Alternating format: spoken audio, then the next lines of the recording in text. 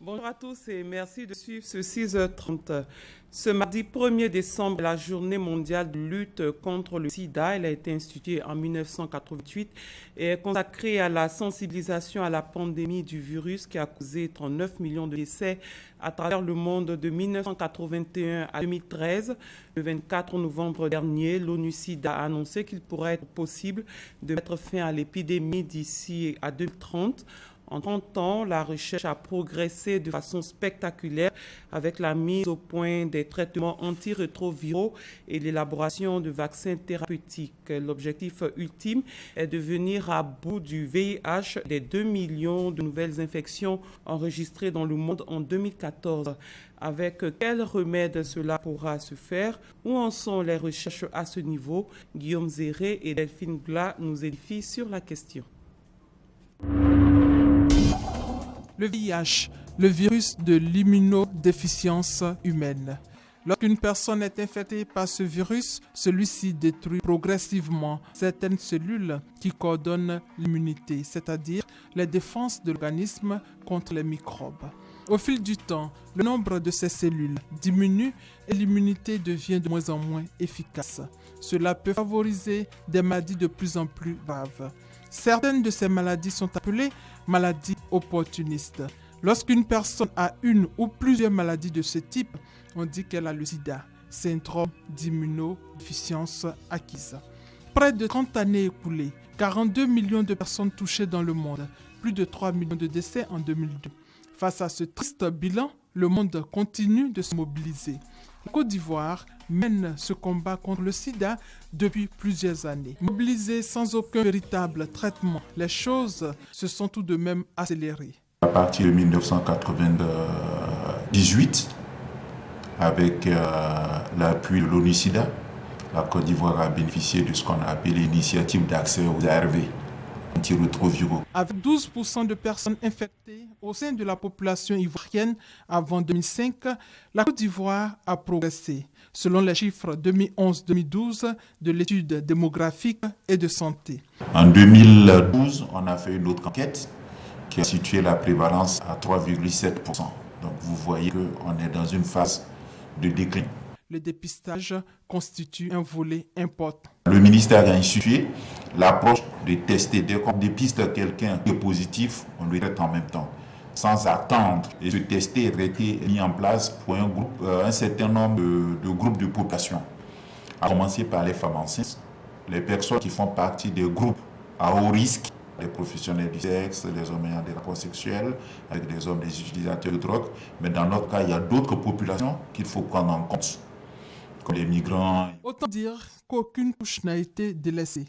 Et toujours selon le programme national de lutte contre le sida, depuis 2012, 9 millions de contacts individuels ont été établis pour la sensibilisation. Pour les années à venir, les perspectives sont bonnes. On n'a pas encore de médicaments qui guérissent définitivement, mais quand même, on a des médicaments qui sont très efficaces. Et c'est sur cet élément que nous mettons l'accent maintenant. Quand cette personne respecte le traitement très rapidement, devient non infectant, c'est-à-dire ne peut plus transmettre la maladie à quelqu'un d'autre. Donc ça nous permet de casser la chaîne de transmission et d'évolution du VIH. Contre la maladie, l'État de Côte d'Ivoire, en collaboration avec ses partenaires internationaux, est à la tâche dans l'attente d'un vaccin. D'ici là, toute la sagesse humaine repose sur ces deux mots. Attendre et espérer. 150 chefs d'État et de gouvernement et plus de 40 000 personnes réfléchissent depuis hier au parc d'exposition du Bourget à Paris à des solutions au problème du réchauffement climatique. La 21e conférence des partis sur le climat s'est ouverte lundi. Elle doit aboutir à un accord mondial pour limiter à 2 degrés Celsius la hausse des températures sur la planète. Le président de la République, Alassane Ouattara, présent à ce rendez-vous, s'est exprimé sur le sujet. Le 22 mai 2013, le gouvernement a pris un décret interdisant la détention et l'utilisation de sachets plastiques sur l'étendue du territoire national. Une mesure pour circonscrire les effets néfastes des sachets non biodégradables sur l'environnement. plus de 2 ans après son instauration et au moment où se tient la COP 21. Cette interdiction est-elle suivie? Nous le saurons dans ce reportage de Franck Quadio. La matière plastique se désintègre difficilement dans la nature. 400 à 500 années par exemple pour un sac à plastique. L'utilisation des sachets plastiques à grande échelle représente donc un danger pour l'environnement, d'où l'instauration de la mesure d'interdiction par le gouvernement ivoirien des sachets non biodégradables. L'implantation de cette nouvelle habitude dans le quotidien des Ivoiriens se fait difficilement. Les gens parlent de la conscience en jetant un petit papier dans la rue, ça pose problème. Mais peut-être petit à petit, comme c'est des processus là, c'est peut-être petit à petit, les gens vont comprendre que c'est utile. La fixation du prix pour l'emballage des produits dans le commerce n'est pas du goût de tous. Tu viens me payer quelque chose et puis tu vas attraper ça main comme ça, partir, c'est pas joli à voir. Tu es obligé de payer ça pour mettre dedans. Oui, ça doit être gratuit. Donc à chaque emplette, il faut pouvoir toujours acheter des sachets, ça devient un peu trop. Donc je pense que ça doit être accompagné avec des sachets biodégradables de façon très gratuite. Et ça qu'a proposé ne respecte pas toujours la norme biodégradable. Dans les petits commerces, l'utilisation de sachets biodégradables est mitigée. Nous, ça ne nous arrange pas. En tout cas, nous, ça ne nous arrange pas. Nous, les commerçants, on va les connaître ça. Ou peut-être dans les magasins, ça peut les arranger. Nous, ça nous arrange. Les clients, ça n'arrange pas trop. Il y a des clients qui n'achètent pas grand chose. Quand on leur dit que c'est 170, c'est trop cher. D'autres attrapent les... Ceux qui sont venus acheter, ils attrapent pour partir. D'autres aussi qui ont les moyens, ils achètent ça pour partir. À l'heure de la COP 21, la conférence sur le climat de Paris, et au regard des enjeux climatiques, l'Ivoirien nouveau respectueux de l'environnement, plus qu'une nécessité désormais. Le reportage de Dramous Koné, commenté par Franck Quadio. Les populations de nouveaux quartiers dans la commune de Yopougon disent être inquiétées par les eaux usées provenant des douches et toilettes et qui coulent dans les couloirs, causant des maladies telles que la fièvre typhoïde et la diarrhée. Elles demandent l'assistance des autorités communales pour faire face à cette situation. Roger Appé, Gabriel Zani. Écoulement d'eau usée dans les concessions, encombrement des caniveaux, de regards bouchés, le tout auréolé d'odeurs suffocantes. C'est le visage actuel de ce quartier de la commune de Yopougon. Appelé nouveau quartier, l'endroit faisait autrefois la fierté de la commune par la qualité d'assainissement. Mais aujourd'hui, le lustre d'antan n'a plus droit de citer. Elisabeth Kwa y habite depuis 30 ans. Ce n'est pas vraiment de gaieté des cœurs qu'elle dépeint cette situation. On n'arrive pas à dormir, les moustiques, tous les jours les enfants sont à l'hôpital, la fièvre, ils ne savent pas comment faire.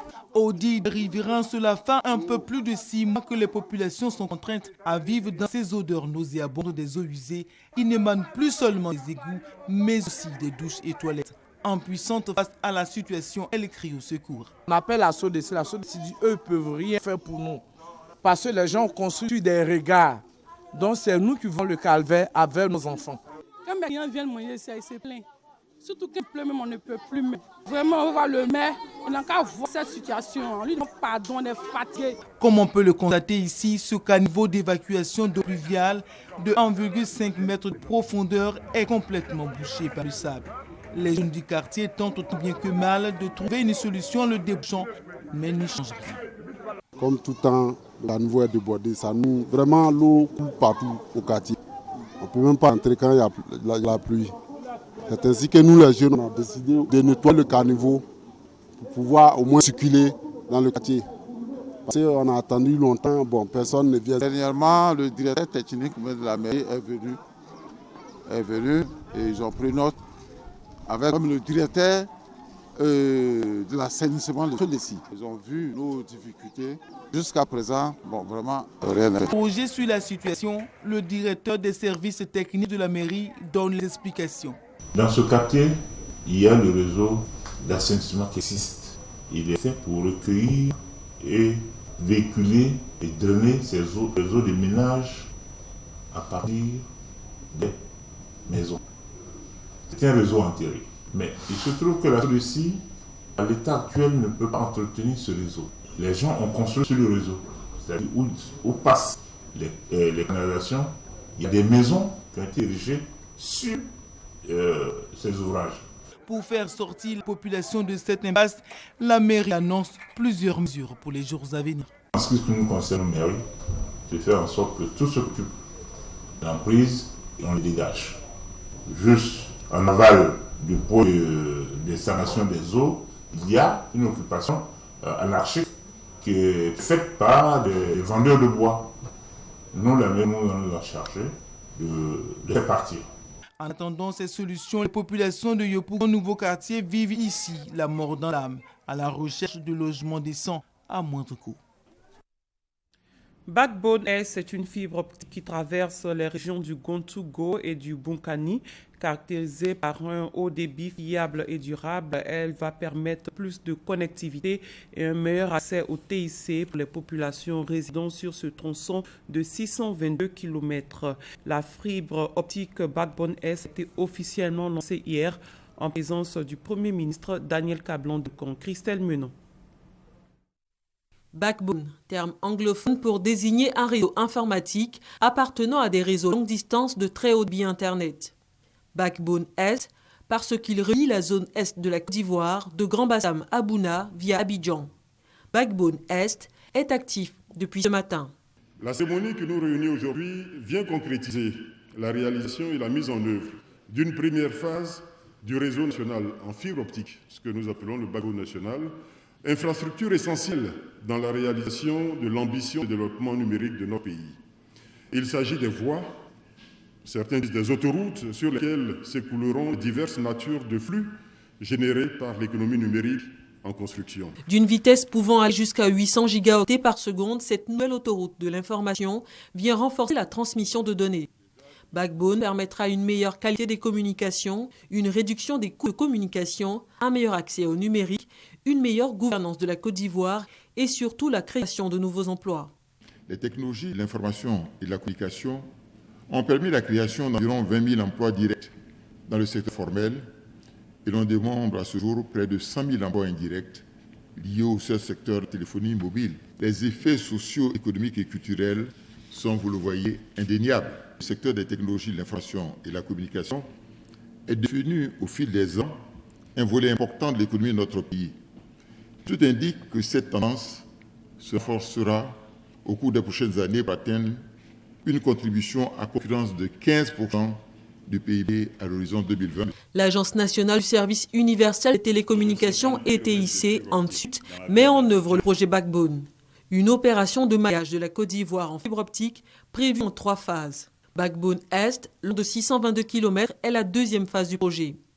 La première relie l'axe nord-ouest San Pedro-Bouna, long de 1400 km, à livrer en 2016.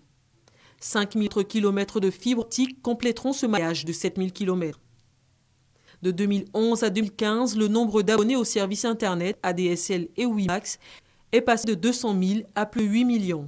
Une progression record. Qu'en sera-t-il donc avec l'avènement de la fibre optique ? Plus de 40 États et organisations gouvernementales participent à Yamoussoukro à la 20e réunion du groupe régional Afrique et Océan Indien de planification et de mise en œuvre des normes techniques de l'aviation. Ouverte hier, cette rencontre vise à trouver des solutions pour faire de l'espace aérien africain un endroit sécurisé. Kader Sogodougou. La Côte d'Ivoire ouvre son espace aérien au Rwanda. La destination Abidjan-Kigali et vice-versa en 5 heures de vol est désormais possible. Les ministres ivoiriens et rwandais des transports ont scellé ce partenariat aérien qui, selon eux, va accroître les échanges commerciaux et améliorer la coopération entre la Côte d'Ivoire et le Rwanda. Cette signature ne vient que confirmer la très bonne coopération qui existe déjà entre les deux chefs d'État et entre nos 2 États. Compte tenu de la situation géographique du Rwanda et la République de Côte d'Ivoire, le moyen le plus facile et efficace de connecter nos 2 peuples est la voie aérienne. Une liaison aérienne directe permettra d'améliorer les relations bilatérales entre nos 2 pays et de créer des opportunités sur le plan économique, social et culturel.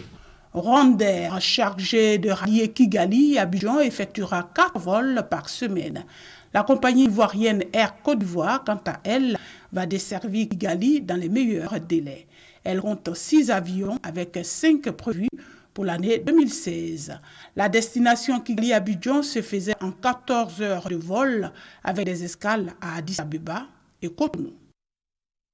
C'était plutôt une signature entre la Côte d'Ivoire et le Rwanda et c'était un reportage de Justine Seijiki.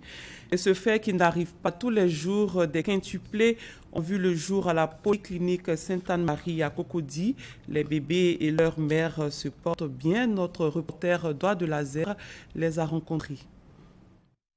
Des bouquets de fleurs pour féliciter Mamadou Doumbia. Sa femme vient d'avoir des quintuplés, soit 5 bébés en un seul accouchement. En 22 ans de mariage, Wassa Touré épouse Doumbia est à sa 2e maternité à l'âge de 49 ans. Quand le médecin a sorti les 4 bébés, il a dit hey, il y a encore un bébé qui était là. Mais imaginez que si tu vas dans de bonnes structures, on s'occupe tellement bien de moi ici que je commence à me retrouver. On s'attendait à 4 enfants. Et le 5e, on ne le savait pas du tout. Dieu nous a donné 6 enfants à 2 maternités. C'est la prière de tous ces anonymes-là qui a porté aujourd'hui. Un accouchement délicat avec des exigences d'une bonne prise en charge médicale et aussi sociale dans cette clinique privée. C'est une dame aussi qui pèse 167 kilos. Il fallait réunir une équipe multidisciplinaire et avoir un plateau technique adéquat pour organiser un tel accouchement. C'était un triple défi. Un défi anesthésique, un défi pédiatrique, un défi chirurgical. Et surtout dans le service de néonatologie où sont les bébés, on a un service de monitoring de pointe aujourd'hui. On a déjà eu des quadruplés, mais c'est la première fois qu'on a des quintuplés. Et on ne pouvait pas rester indifférent à ça. Les quintuplés, dont 4 filles et un garçon, nés il y a 4 jours, se portent bien. On connaît désormais les résultats provisoires de la présidentielle au Burkina Faso.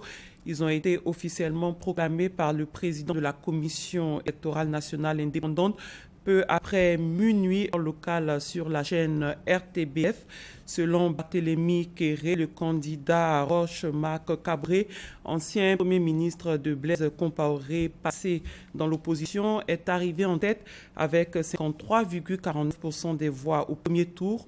Son plus sérieux rival Zéphirin Diabré a remporté 21,65% des suffrages. C'est la fin de ce 6h30. Merci de l'avoir suivi. Très bon début de journée à tous et à toutes.